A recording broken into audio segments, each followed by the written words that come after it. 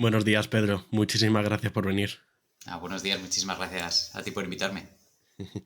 Antes de todo, algunas definiciones que creo importantes. Epidemia, endemia, pandemia. ¿Nos podrías aclarar un poco estos conceptos? Bueno, en realidad, sobre todo, mientras no conjamos lo de no sé qué es la nueva pandemia del siglo XXI, yo me quedo ya contento con eso, ¿no? Pero en realidad casi todo lo que se está definiendo es a como una enfermedad eh, está dentro de los valores que son esperables para esa población. Si está dentro de los valores esperables y es una enfermedad que normalmente se muestra en esa población, podemos hablar de endemia. Si hablamos de unos valores que son anormalmente raros en una población, hablamos de epidemia.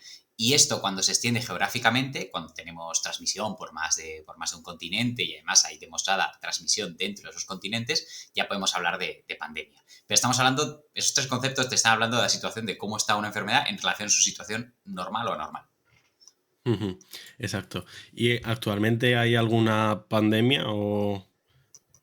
Bueno, una cosa es las pandemias intentan tener ese estado de oficialidad a base de que se puede dar, ¿no? De que hay organismos que pueden decir, bueno, esto se ha convertido en una pandemia, ¿no? Cuando en realidad es una definición que no, o una palabra que no tiene por qué hablar de la gravedad de la misma o de otra forma. Ahora mismo, pues todavía seguimos sumidos, ¿no? En la emergencia del COVID con transmisión de una enfermedad que era nueva hasta hace muy poco y que tenemos transmisión por los 5 continentes y con transmisiones muy altas. Así que eso es como yo creo la definición más clara de pandemia, ¿no? Sobre todo con enfermedades infecciosas. Luego hay gente que lo puede intentar extender a enfermedades que tienen transmisión mundial y que antes no la tenían. Como por ejemplo, la obesidad según va creciendo o problemas de salud mental que crecen en función en, en relación a lo que tenían antes y que afecta también a los 5 continentes. Pero es complicado de definir. Normalmente estos esquemas están todos pensados para enfermedades infecciosas. Ujú. Vale, sí, es verdad que normalmente solemos tener en la cabeza solo enfermedades infecciosas, pero como dices tú, en realidad se puede extrapolar a... Uh-huh. Vale, y ahora que has introducido el tema del COVID, en tu libro de epidemiocracia con Javier Padilla, creo que habláis sobre el tema de que aunque todo esto es multifactorial, podría preverse que iba a ocurrir una pandemia como la que ha ocurrido. ¿Podríamos decir que tarde o temprano hubiera pasado esto? Sí, si no esta será otra, ¿no? O sea, esto es una cosa que Fernando Simón solía decir mucho, como más o menos la media por la cual tenemos una pandemia son unos 30 años, ¿no? Con perspectiva histórica, que son una pandemia cada 30 años. Vamos a coger, si cogemos una visión ya no de 30, sino de 20 años, lo que es el siglo XXI, y echamos la vista atrás, empezamos con el SARS-CoV-1, con el primer SARS, ¿no? A principios del siglo XX, 2003. Luego tenemos la gripe A en 2009, el ébola que llegó a estar extendido por varios continentes, aunque una enfermedad con picos de epidemia en países de África. El MERS, que era otro coronavirus. Y ahora estamos en COVID-19, ¿no? O sea, es una cantidad de enfermedades infecciosas con mucha variedad, porque son de diferentes tipos. Es verdad que hay una predominancia de coronavirus, pero de diferentes tipos que se han extendido por los 5 continentes. Eso nos tiene que hacer pensar en qué está pasando, o sea, qué condiciones hay para que en el siglo XXI esos procesos de diversidad de enfermedades se estén acelerando, ¿no? O sea, parece que hay más posibilidades de que tengamos enfermedades con potencial pandémico. No significa que va a haber una pandemia igual que el COVID cada X años, pero que hay enfermedades con ese potencial de convertirse en pandemias. Y nosotros en epidemiocracia hablamos como de tres condiciones que son como el sustrato, ¿no? Como lo que das a una planta para crecer, el sustrato para que haya epidemias, que son tres principalmente. El primero, la invasión de ecosistemas produce unas interacciones entre ser humano y naturaleza que no se producían de la misma forma antes, ¿no? Si de repente invadimos las zonas que están de árboles en China, pues los animales que hay es probable que tengan contacto con el ser humano y hay una posibilidad de salto zoonótico. En ese primer grupo también podemos meter lo que está pasando, por ejemplo, con la gripe aviar. Tenemos granjas muy grandes donde se acumulan muchísimos, muchísimos animales y la posibilidad de que cuando un animal tenga una infección se transmita a miles y miles y miles de aves y que entre ellas pueda producirse un salto genético que dé posibilidad de contagio al ser humano es muy alta, ¿no? Entonces es el primer grupo. Las interacciones entre ser humano y naturaleza que han ido cambiando en los últimos con una perspectiva a lo mejor de 50 años, 40 años, 30 años. El segundo es que cuando se produce encima una enfermedad de este tipo, una enfermedad con potencial pandémico, se expande de forma rapidísima. tenemos una conectividad global cada vez más alta. Hace falta más que ver los datos de los viajes en avión o lo que sea para ver que los últimos 20, 30 años la conectividad del mundo es todavía más alta, ¿no? Con la globalización. Total, que un caso que se origina en China, cuando quieres intentar definirlo, es muy probable que lo tengas ya en otra parte del mundo. Eso hace que las enfermedades se puedan transmitir mucho más rápido. Y el tercero es que, sobre todo desde la crisis de 2008, ha habido un debilitamiento de los sistemas públicos en muchos estados, no solo en España, sino en otros países. Con lo cual, cuando ya llega encima la epidemia, la posibilidad de responder temprano, la posibilidad de tener herramientas para responder a esa pandemia, son son más débiles que antes, ¿no? Entonces son elementos que nos hacen ver que, bueno, el siglo XXI, estas son las condiciones que hacen que quizás esto se esté acelerando de forma un poquito más alta de lo que pasaba en anteriores periodos. Ujú. Porque antes de meternos en estos factores, sí es un hecho demostrado que el tiempo de latencia entre pandemias se está acortando. Es un artículo que se publicó muy interesante que nosotros mencionamos en el libro, es que hay un fenómeno en el cual seguramente se hablen muchos los profesores de epidemiología en clase, que se conoce como la transición epidemiológica, Mm. que es como en los últimos siglos y según vamos entrando esos años, ya no morimos tanto de enfermedades infecciosas, sino que morimos de enfermedades crónicas. Enfermedades infecciosas han pasado de ser la primera causa de muerte y ahora, según el país, tal, bueno, pues estamos entre cardiovasculares y cáncer, pero que son la mayor carga de mortalidad, estas enfermedades cardiovasculares y el cáncer. Pero, sin embargo, los últimos 20, 30 años, lo que se ha producido es un aumento de brotes de enfermedad infecciosa, que no tiene por qué ser un super aumento de mortalidad, pero un aumento de brotes de enfermedad infecciosa y, sobre todo, con más variabilidad, que se producen brotes de enfermedades nuevas. Lo que está diciendo es que hay eso, pues un caldo de cultivo que hace que surjan enfermedades infecciosas nuevas emergentes o reemergentes, ¿no? Enfermedades que no tenían aparición en un lugar y que de repente aparecen en otro. No significa que vayan a convertirse, ¿no?, como la principal causa de muerte, pero nos está diciendo algo por ahí que sí que está demostrado. Ujú. Y también con Javier, en relación al tema de los sistemas sanitarios públicos, creo que introducíais, bueno, creo que que no es en vuestro libro, creo que lo leí en una entrevista del Huffington, de un periódico digital, el tema de Public Health New Deal. ¿Nos podrías introducir un poco esto? Este concepto, ¿no? Esto viene pues, no es un arte de super originalidad, sino que hay un concepto que es de Green New Deal, que es un concepto que se utiliza mucho como un pacto verde que empezó en Estados Unidos con políticas como Alexandra Ocasio-Cortez y que ya en Europa ha establecido, y de hecho pues la Comisión Europea tiene su Green New Deal como un pacto verde para intentar aunar las mayores fuerzas para mitigar los efectos del cambio climático. Y entonces, en este mismo, Javier una vez me comentó que a él le gustaba la idea de pensar en pactos por la salud pública, no como si fuese un pacto Estado por la salud pública, sino en plan, bueno, vamos a pensar qué salud pública queremos y bajo qué principios. Entonces dijimos, ¿por qué no metemos esto la parte final del libro, la parte más propositiva? Y nos menciona en alguna entrevista. Es de lo que menos ha calado me has pedido la pregunta porque es de lo que menos del libro ha calado y es unas cosas que quizá nos interesaba más a nosotros, que es verdad, bueno, te hemos aquí dado como toda reflexión sobre cómo surgen las pandemias, cosas que se pueden hacer, que se han hecho con el COVID, qué no, qué tal. Bueno, pero mirando a futuro, ¿qué es lo que queremos hacer? Porque al final nos hemos quedado necesitamos más recursos en salud pública. Y está muy bien, o sea, los servicios de salud pública están totalmente raquíticos. Hay muy pocos epidemiólogos de campo, hay muy pocas personas dedicadas a promoción de la salud, pero ¿queremos solo dinero o qué es lo que queremos? ¿Qué queremos hacer con la salud pública? Si digo que los determinantes de la salud son múltiples, multifactoriales y que tienen que ver con lo social, lo laboral, lo urbano, pues necesitamos también herramientas de salud pública que nos permitan actuar a esos niveles. Y eso requiere que quizá refundemos la salud pública de alguna forma bajo esos principios, ¿no? Y que hagamos acciones intersectoriales, multisectoriales, que no nos quedemos solo en, bueno, vamos a los servicios que ya tenemos, a dotarles de más recursos, ¿no? Que le demos una vuelta. En ese sentido pensamos en que podía haber como un public health new deal. Ujú. ¿Y qué acciones concretas para mejorar la salud pública? Te dicen, toma, te doy este dinero. Pues, ¿dónde invertirías este dinero? ¿En cosas concretas? Mira, lo primero que haría antes de algo concreto sería intentar iniciar un proceso para ver con más agentes cómo se puede concretar, ¿no? Que no solo venga de los profes de salud pública o los expertos de salud pública, porque tenemos una visión también bastante parcial, ¿no?, de lo que podemos hacer.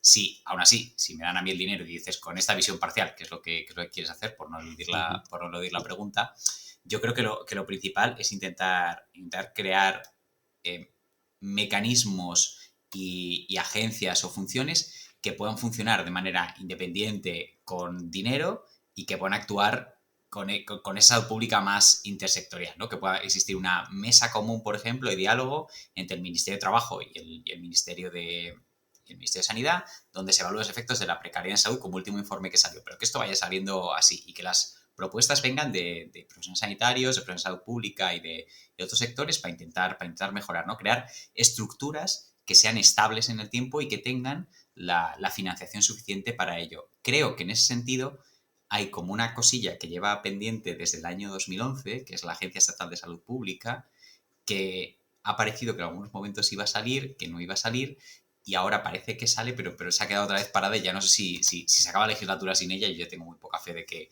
salga, ¿no? Pero me refiero a estructuras tipo esa, ¿no? Estructuras estables que nos permitan manejar salud pública con independencia y con criterio. Vale. Y en relación a los sistemas de salud público, ¿nos podrías dar algunas pinceladas de cómo un sistema público puede favorecer el hecho de luchar contra las epidemias? Y también, no sé si quieres introducir el tema de la cobertura universal, bueno, la falta de, ¿no?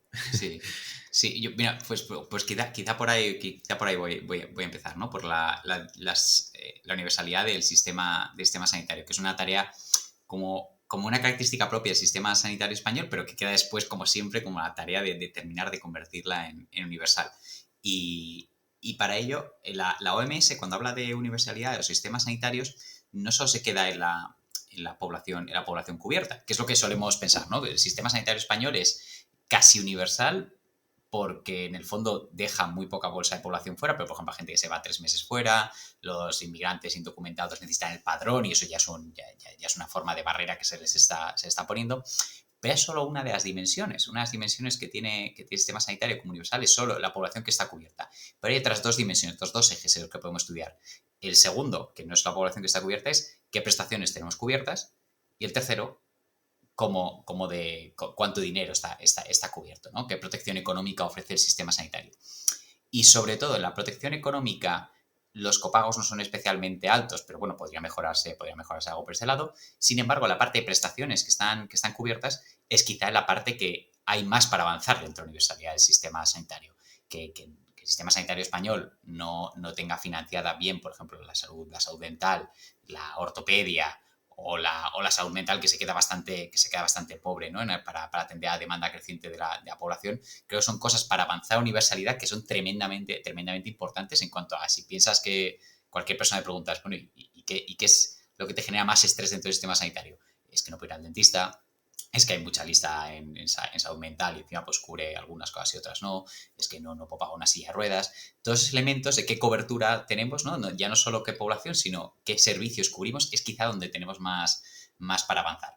Y volviendo a qué puede hacer un sistema sanitario frente a las epidemias, hay una cosa que decíamos mucho en el libro y que es una palabra que es tremendamente horrible por la humanidad que es, pero que es la palabra de la resiliencia de los sistemas sanitarios. Vamos a llamarlo mejor adaptabilidad, ¿no? La capacidad que puede tener un sistema sanitario de adaptarse ante circunstancias que son extremas, ¿no? O sea, ya sabemos que van a ocurrir en los próximos años, ¿no? La posibilidad de que ocurra una pandemia con este susto, o que puedan ocurrir eventos diferentes en salud. Ya estamos hablando de que puede haber picos de mortalidad muy altos en épocas de verano por las horas de calor debido al cambio climático, o que pueden ocurrir eventos, o la gripe, que la gripe ocurre todos los años y ahí nos da igual. O sea, que como de repente a ver, gripe ocurre todos los años y ya está. Y verdaderamente tendríamos que tener una posibilidad de adaptar los servicios sanitarios a las circunstancias según van ocurriendo. Ha habido como un elemento que se nos olvidó mucho de primera ola que iba en este sentido, que era cómo los hospitales, cuando de repente llegó una demanda, dijeron, bueno, pues podemos convertir toda esta planta, la convertimos en UCI. Todo eso se hizo bajo un estrés enorme, con los profesionales que lo dieron todo y no sabían ni siquiera cómo hacerlo, pero en ello hay como una especie de raíz de esto bien organizado y bien hecho, es decir, sin que sea a coste de todos los profesionales, pero la capacidad de un servicio poderse reconvertir ante una demanda que sabemos con anterioridad, porque los ingresos por gripe más o menos los podemos prever, sabiendo cómo va la curva de contagios de contagios de gripe con vigilancia centinela. Bueno, pues podemos adaptar un poco los servicios para esa demanda que pueda haber creciente. Es una de las formas en las que los sistemas sanitarios pueden adaptarse a amenazas que quizá no son tan conocidas. Ahora bien, hay que tener en cuenta que el sistema sanitario puede responder hasta donde puede responder. No podemos intentar cargar sobre el sistema sanitario la responsabilidad de atajar todo lo que tiene que ver con una pandemia, ¿no? Si de repente, por ejemplo, la gente que trabaja en hostelería se está contagiando mucho más porque son sitios donde va mucha gente, tienes contacto con diferente gente, no podemos como cerrar los ojos a ello y que todo vaya al sistema sanitario porque el sistema sanitario es capaz de absorber todo. No. O sea, quiero decir, para la actuación de las pandemias tienes que ver dónde están las causas, tienes que interactuar para que la demanda no sea eternamente creciente. ¿Y crees que ha habido algún país en concreto que haya reaccionado especialmente bien o, cambio la pregunta, algún sistema sanitario que sea especialmente adaptable, por no decir resiliente? No. No, creo que no. Creo que ha habido países donde ha habido momentos de la pandemia que han tenido unas características propias que las ha favorecido mucho, otros que tienen características propias que podían haber aprovechado mejor y no han aprovechado, y otros que se han aprovechado a medias, bueno, y han conseguido algunos éxitos, ¿no? No todo es malo. Pero creo que nadie tenía como en esos planes de contingencia, por decirlo de alguna forma, previsto una demanda tan creciente. Hay un caso muy singular, que es el de Alemania. Alemania tiene por la propia característica de su sistema sanitario, que se basa en diferentes seguros públicos, pero que en el fondo van compitiendo entre sí para obtener clientes, siempre tienen como un exceso de camas. ¿Por qué? Por si acaso captan gente, porque si captan gente para su seguro necesitan tener camas suficientes para ello. Y tienen siempre un exceso de camas del cual se quejaban y eran unas razones por el cual el sistema sanitario de Alemania era de los más ineficientes. Pero eso es porque cuando tuve un aumento de demanda bestial, de repente no tenía una falta de camas UCI. No hubo un estrés de UCI en camas en Alemania, como si, por ejemplo, tuvimos en países como España. Y España, en lugar de decir, bueno, nosotros no podemos dar esa respuesta porque tenemos un sistema sanitario diferente, más estilo Sistema Nacional de Salud, no más estilo como el National Health Service de Reino Unido, nuestra potencia no está en tener camas de sobra porque tenemos diferentes proveedores que compiten por clientes, sino que lo nuestro es más universalista y tenemos una atención primaria fuerte. Bueno, pues vamos a chutar a la atención primaria y vamos a intentar, por ejemplo, hacer la mayor atención domiciliaria dando recursos a los médicos de atención primaria. Y la respuesta que dimos nosotros la intentamos dar como si fuésemos Alemania, en lugar de pensar que somos España, ¿no? Y que tenemos un sistema sanitario con unas características propias. Esto ha cambiado mucho a lo largo de la pandemia, ¿no? Esto sobre todo es pensando mucho en primera ola, y después ha habido como destellos, ¿no? En algunos lugares donde sí que se ha dado mucha libertad a centros de atención primaria, donde hay algunas experiencias muy rescatables de atención domiciliaria, de atención longitudinal, aprovechando un poco las características que puede tener España. Pero bueno, yo creo que en general nadie estaba bien preparado para ello y yo creo que se ha hecho lo que se ha podido. No me atrevo además a criticar mucho a muchos lugares, que es como, bueno, es que si yo hubiese estado en un puesto de decisión seguramente no hubiese podido tomar en muchos casos mejores decisiones. Pero ahora que hemos pasado la situación, ¿qué cosas se están llevando a cabo o se deberían llevar a cabo para hacer frente a futuras epidemias, sobre todo a nivel legislativo, a nivel de gobiernos? Yo creo que pocas, ¿no? Cuando me pasaste esta pregunta, siempre con esto de qué hemos aprendido, qué debemos hacer o qué tal, y pienso que creo que nos falta perspectiva para ver cómo lo afrontaríamos de forma diferente. Creo que nos falta perspectiva. Todavía lo tenemos como muy encima como para pensar en eso. Es verdad que con una serie de cambios que parecían muy urgentes se están retrasando y parece que todo se va quedando un poco en el olvido. El ejemplo que te ponía antes, ¿no? La creación de una agencia estatal de salud pública. Una cosa que estaba en la Ley de Salud Pública del año 2011, aprobada todavía durante el gobierno de Zapatero, justo a las últimas leyes que aprobó el gobierno de Zapatero. Que de año 2011 no se ha desarrollado esa ley, decía que se tenía que crear una agencia estatal de salud pública. Todavía no se ha creado. Si con toda pandemia no se ha creado, al final te queda como esa sensación de alcanzar la nueva normalidad, es la vieja normalidad con alguna mascarilla en algún lugar, ¿no? Y que nada ha cambiado. Pero no sé si el tiempo o si ocurre alguna amenaza más parecida cambiará esa perspectiva. También es verdad que hay como algunos elementos muy, muy grandes de respuestas que no solo son del sistema sanitario, sino que son más sociales y económicas, que son diferentes, ¿no? Yo estoy muy sorprendido con la actuación de la Unión Europea, sea mejor o peor, pero con el tema de estímulos económicos en lugar de recortes, comparando 2008 y la crisis del COVID, como que sí que es verdad que hay algunos elementos que parece que sí que ha habido cambios de mentalidad, pero en lo concreto yo todavía no termino de ver nada. Ujú.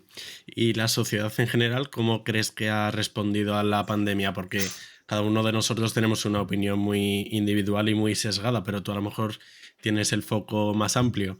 ¿Cuál ha sido la respuesta de la sociedad? Aunque entiendo que será diferente en España que a nivel internacional. Sí, cada país ha tenido una respuesta muy diferente y también en respondiendo a las políticas que se va haciendo. ¿No? Centrándonos quizá en el caso de nuestro Estado, o sea, yo creo que sobre todo en las fases iniciales de la pandemia, lo que es primera, segunda, tercera ola, o sea, un comportamiento ejemplar. O sea, o sea, pensado con perspectiva que te decían que de un día para otro te quedabas en casa y que a ver ese nivel de cumplimiento de legislación, una cosa increíble, ¿no? Ha habido mucho alineamiento con servicios públicos para intentar mitigar lo máximo posible las olas de la pandemia. Claro, luego según ha ido avanzando es cuando la cosa se ha ido enfragando un poco, cuando por ejemplo ha habido más bailes donde la comunicación de unas medidas y otras ya empezaba a ser confusa, donde los líos entre diferentes administraciones empezaban a ser muy evidentes y todo el mundo intentaba sacar tajada y a partir de ahí ya muy complicado, ¿no? Porque había mensajes muy confusos respecto a lo que se podía hacer, lo que no, lo que era válido, lo que no, y, y eso yo creo que dificultó mucho la respuesta ciudadana. Yo creo que precisamente unas cosas que se podrían pensar es quizá que la respuesta ciudadana podía haber tenido un poquito más de independencia, ¿no? No en el sentido de había que dejar a la responsabilidad individual, no, sino precisamente que los actores sociales locales podían haber tenido más poder a la hora de controlar algunos elementos de la pandemia, que no fuese todo una estrategia de arriba abajo, ¿no? Que podría haber sido un poco más ese movimiento un poquito más democrático y menos basado en los cálculos políticos que tenía que hacer una administración u otra. Ujú. Y otra pregunta en relación a esto, que creo que es un tema del que hablar bastante. ¿El virus ha entendido de clases sociales? ¿Cómo han influido los factores socioeconómicos en el tema de la pandemia? Esta es como mi pregunta favorita, porque yo me dedico a investigar tema de desigualdades sociales en salud, ¿no? Claro, cuando la primera vez que hablé de esto fue porque Pedro Sánchez, en una de las ruedas de prensa que se daban, dijo aquello de el virus no entiende de clases sociales. Y esto lo repitieron como casi todos los políticos del mundo, no solo nuestro presidente.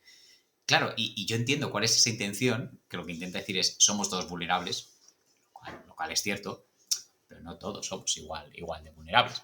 No es lo mismo las personas que han o hemos tenido capacidad de trabajar durante la pandemia a las personas que han tenido que estar atendiendo, ¿no? No es lo mismo la persona cuidadora de personas mayores o las personas de supermercados o algunos los profesionales de salud que pues los que trabajan para una consultora que están en un chalet y te suben los vídeos de que bien se lo pasan, ¿no?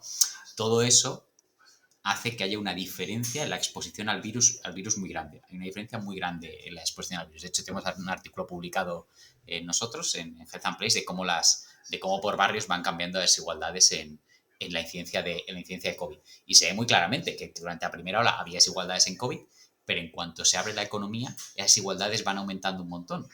Porque si en la primera ola lo que determinaba quién estaba expuesto o no era sobre todo quién tenía capacidad para trabajar o no, y eso tiene un eje de clase, pero por ejemplo, los sanitarios, que no son la clase más vulnerable de España, son mucha parte de esa fuerza de trabajo, pero a partir de que se abre la economía, ya no es quién tiene capacidad para trabajar o no, sino quién tiene capacidad, quién es un servicio social o no, a partir de ahí es quién tiene capacidad para trabajar o no, y eso sí que tiene un eje de clase enorme, ¿no? Ya es, por ejemplo, la gente de sector servicios que estaban cerrados durante primera ola, la gente de sector servicios, etcétera, quienes empiezan a contagiar de forma masiva porque están de cara al público. Los sector servicios es lo que tienen, ¿no? Que están muy expuestos. Entonces, por un lado, tenemos que las personas de clase social más vulnerable suelen estar más expuestos al virus y, por tanto, su incidencia es más alta. Esto está demostradísimo por todo el mundo. Pero claro, luego no solo es eso, es que incluso dos personas con COVID de diferente clase social, su evolución va a ser muy diferente. ¿Y por qué pasa esto? En algunos países porque tiene acceso no al sistema sanitario, como por ejemplo en Estados Unidos. Aquí, que es casi universal, ¿no? No es más, no se trata tanto de ese acceso al sistema sanitario, sino de las condiciones que hacen que en general el COVID sea más grave. Un COVID grave está muy asociado a otras condiciones crónicas de salud, ¿no? A tu estado de salud cardiovascular, a tener diabetes, o a tener un EPOC, o a tener otras enfermedades que pueden predisponer a que tu COVID sea más grave. Claro, todas esas condiciones que hacen que tu COVID pueda ser más grave o no, también están condicionadas socialmente, ¿no? Y son mucho más prevalentes y tienen mucha más incidencia también en colectivos sociales más vulnerables. Así que tenemos una mayor exposición en personas de una clase social más vulnerable y también una mayor vulnerabilidad una vez que tienen el virus, lo cual ha hecho que hayan aumentado las diferencias, por ejemplo, en esperanza de vida en muchos países debido a esto. Ujú. Igual es una pregunta obvia, pero ¿este paralelismo de diferencias socioeconómicas también se ha visto con países en vías de desarrollo frente a países del primer mundo? Esto es una pregunta extremadamente interesante porque no tiene por qué, ¿no? En general, creo que además la capacidad de reporte que tienen algunos países con menos recursos económicos es más complicada por diferentes sistemas de vigilancia, sobre todo en términos de mortalidad. Incidencia sí que ha habido alguna cosa, pero no tiene por qué repetirse ese patrón, ¿no? Y es una cosa que es interesante para pensar en qué causas lo motivan, ¿no? Porque llega mucho más rápido la pandemia a España, quizá tiene que ver con la llegada, por ejemplo, que tiene masiva de turismo, siendo el segundo país o tercer país del mundo, según años, o cuarto, según el año, que más turistas recibe, ¿no? Entonces eso da una facilidad, sobre todo en momentos iniciales, para que entre la pandemia de forma muy clara, ¿no? Cuando no hay inmunidad y no hay nada. Pero ese fenómeno por el cual a lo mejor una relación entre posición socioeconómica y COVID se produce a nivel individual, se puede producir a nivel de barrio, pero después no tiene por qué reproducirse a otros niveles geográficos, ¿no? Eso se conoce como, es una paradoja geográfica que se llama el problema de unidad espacial modificable. Es muy de geógrafos que me han enseñado a mí, y una cosa que he aprendido a aplicar dentro de la salud pública. No significa que las personas de menos condición socioeconómica o de peor condición socioeconómica estén más expuestos a que, por ejemplo, las provincias de España con mayor pobreza sean también las que más virus tienen. No tienen por qué, pues se trataría de una falacia ecológica, ¿no? Una falacia de ese tipo. De hecho, las provincias más ricas, por el tipo de sector económico que tienen, en realidad han tenido mucho más COVID. Pero dentro de esas provincias han sido las personas con peor situación socioeconómica las que más lo han tenido. Entonces no tiene por qué repetirse como esa relación a todos niveles geográficos. ¿Nos podrías explicar el concepto de falacia ecológica? Porque creo que a lo mejor algunos oyentes no lo controlan muy bien. Lo siento, esto sí que ya se me va No, es un fenómeno que se produce cuando relaciones que se producen a nivel entre países, ¿no? Entre diferentes contextos geográficos, la intentamos extrapolar a lo individual y nos damos cuenta de que eso es diferente. Esto viene sobre todo de algunos sociólogos como Durkheim, cuando estudió el suicidio, que estudió cómo se comportaba el suicidio según el porcentaje de diferentes religiones que tuviesen, y se dio cuenta que es que no era lo mismo que los países con más protestantes tuviesen más suicidios, si después los países protestantes en realidad los católicos los que suicidaban principalmente, ¿no? Es una falacia ecológica. En este caso sería al revés, ¿no? Que se conoce como falacia atomista, que es al revés, pensar lo que ocurre a nivel individual, que las personas de menor posición socioeconómica tienen más exposición al virus y más vulnerabilidad al virus, que se va a replicar a otros niveles geográficos, que se comporta igual a otros niveles. Y es que las causas son diferentes, ¿no? Lo que decía, a lo mejor que las personas a nivel individual estén más expuestas depende de en qué tipo de trabajo están, de vulnerabilidades previas que tengan, y en cambio las diferencias de contextos geográficos dependen de sus actividades económicas, etcétera. Y son causas diferentes. Genial, que quería hacer ese paréntesis porque creo que había que es algo aclararlo. interesante. El tema de las vacunas de ARN mensajero, que cuando empezaron a salir, pues claro, fue un boom. ¿Crees que pueden tener tanto peso, tanta importancia este tipo de vacunas para futuras enfermedades, epidemias? Bueno, es muy posible, ¿no? Es una tecnología que llevaba con muchos años en estudio y que ya se está probando para algunas cosas, y esto ha supuesto como un paso adelante hacia hacia atreverse a desarrollarlas, ¿no? Y creo que habrá un campo en el que quizá todavía no tenemos como toda claridad de hasta dónde va a llegar, pero desde luego yo creo que ofrece mucha esperanza ese tipo de tecnologías para desarrollar vacunas, ¿no? Ahora lo que queda y lo que nos queda pensar es cómo más queremos desarrollar, ¿no? Que una de las cosas que a mí me dan más pena, ¿no? Con una tecnología tan buena y que ha significado verdaderamente el cambio de paradigma, la pandemia, ha sido la vacuna, que, que han sido financiadas principalmente mediante agencias de investigación públicas y que en cambio el beneficio ahora esté siendo privado o el precio esté en control de manos privadas, da un poco de pena porque bueno, pues ha hecho que ahí sí que haya habido muchas desigualdades territoriales en el acceso a la vacuna, porque los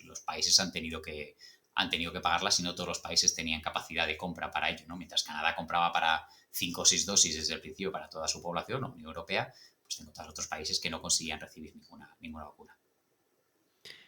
Te voy a hacer una pregunta que creo que no te va a gustar mucho, pero que la están esperando muchos oyentes seguro. El tema de qué potencial microorganismo podría ser el causante de una pandemia. También yo estoy sesgado porque estoy viendo ahora de las sofás y están ahí con el tema de los hongos y tal. Y también me recuerda a una entrevista que tuve con Amos García, que le hice esta misma pregunta y me respondió que el microorganismo más peligroso era el que no conocíamos, que me Qué, qué- pareció qué- qué- qué pues elegan- qué elegantes Amos, de verdad. muy acertada. Entonces, tú no sé qué opinas, ¿hay algún tipo a lo mejor de microorganismo, ya te digo, fungi o... Mira, por la situación actual, por la situación epidemiológica actual del mundo, pues siempre lo que da un poco de cosilla ahora mismo es la gripe aviar, ¿no? Por la expansión que tiene todo el mundo. Eso si la gente que lo escucha no lo sabe, ahora mismo estamos en el brote más grande que ha habido de gripe aviar en aves que tenemos registrado. Tenemos un brote de gripe aviar enorme y todavía los casos de transmisión de gripe aviar de aves a humanos son muy poquitos y además la mayoría asintomáticos. En España, por ejemplo, se ha detectado alguno, pero que son porque se hacen cribados a las personas que trabajan en granjas de aves y bueno, como que todavía parece muy poco, pero en el caso de gripe aviar creo que estamos jugando con fuego, ¿no? Que la posibilidad que ocurra. También estoy un poco sesgado porque pues, me he leído libros últimamente como el de grandes virus, grandes granjas, grandes virus, que te deja como un poco Cata Crocker de las posibilidades que hay, ¿no? Por acumular tantos animales juntos a que se produzcan brotes de ese tipo. Pero, hombre, dada la situación actual, es una cosa que hay que vigilar muy de cerca, ¿no? Todavía no hay saltos grandes y no hay transmisión humano-humano, pero son cosas que hay que vigilar muy de cerca. Vamos a ir terminando ya. Una pregunta que quería hacerte sobre cuáles son los principales desafíos para los expertos en epidemiología y salud pública en relación a todo esto, a las epidemias. Yo creo que la complejidad que representan. O sea, que esto no ocurre, esto no depende de las acciones que se hacen en salud pública, tanto para prevenir, ¿no? como para intentar actuar una vez llega una pandemia, no dependen del sistema sanitario y menos aún solo de los servicios de salud pública, sino que dependen de respuestas coordinadas en múltiples sectores porque tocan la economía, tocan la condición de las viviendas, tocan muchos lados. Ese es el mayor reto que tenemos, ¿no? Si queremos poner la salud en el centro, tenemos que conversar con diferentes tipos de personas que tienen diferentes intereses, diferentes departamentos y eso no es nada sencillo. Para mí me parece unos mayores retos porque atiende, ¿no? Como hacia los dos conceptos que manejamos mucho agente de salud pública, que son los determinantes sociales de salud, que es decir, que tenemos causas de enfermedad que se encuentran fuera del sistema sanitario, y al de salud en todas las políticas, que es que todas las políticas que se hacen tienen efecto en salud, aunque no lo creamos. Entonces, para mí ese es uno de los principales retos, ¿no? El cómo conseguimos coordinar a ese respecto. Muy bueno. Y antes de irnos, siempre me gusta que el invitado recomiende algún material, un libro, un podcast, una entrevista, una persona, lo que tú quieras. ¿No recomendarías algo? Mira, si os interesa un poco el mundo de la salud pública, yo os recomendaría el libro Salubrismo Barbarie. Es un libro que está en acceso abierto y que se puede encontrar los PDFs gratis en la página del colectivo Silesia. Además, puedo intentar promocionar algo de lo que no he escrito yo, que eso también está bien. Si eso en cuanto a libros, si queréis un documental por ir algo diferente, muy centrado en salud pública, es el documental de Dopesick que se encuentra en Disney Plus. Es increíble, porque además en España todavía esto no es un problema muy, muy alto, el problema de la epidemia de opioides, pero en Estados Unidos bueno, es una de las principales crisis en salud pública que tienen ahí ahora mismo, y el documental describe perfectamente cómo estos temas se fomentan desde la industria farmacéutica o no, y cómo eso se generó, y es algo verdaderamente aterrador cuando vas a ciudades de Estados Unidos y ves a la gente bueno, muriéndose por la calle en algunas zonas, sobre todo en barrios más humildes. Y después, por tercero, ya por recomendar parte de ficción, y no va a tener que ver con epidemias ni con pandemias, por suerte, pero tiene que ver con algo que comentaba antes, ¿no? Que si pensamos que lo que afecta a nuestra salud está en múltiples elementos, creo que tenemos que pensar también en cómo cambiar todas esas cosas, ¿no? Cómo cambiar las cosas macro y cómo imaginar mundos mejores, ¿no? Mundos mejores donde haya cambiado incluso las cosas más macro, ¿no? Y que a lo mejor sean sociedades donde no exista el sistema económico en el que tenemos ahora, que sean diferentes, etcétera. Y por eso quiero recomendar, y porque soy muy friki, quiero recomendar cualquier serie de Star Trek. Cualquier serie de Star Trek, que es la mejor manera de imaginarte como una utopía donde se han cambiado muchísimas cosas y se enfrentan a los problemas del día a día de una forma muy diferente. Me encanta. Pues muchísimas gracias por tu tiempo, Pedro. Creo que ha estado estupendo. Nada, gracias Gonzalo, muchísimas gracias a ti.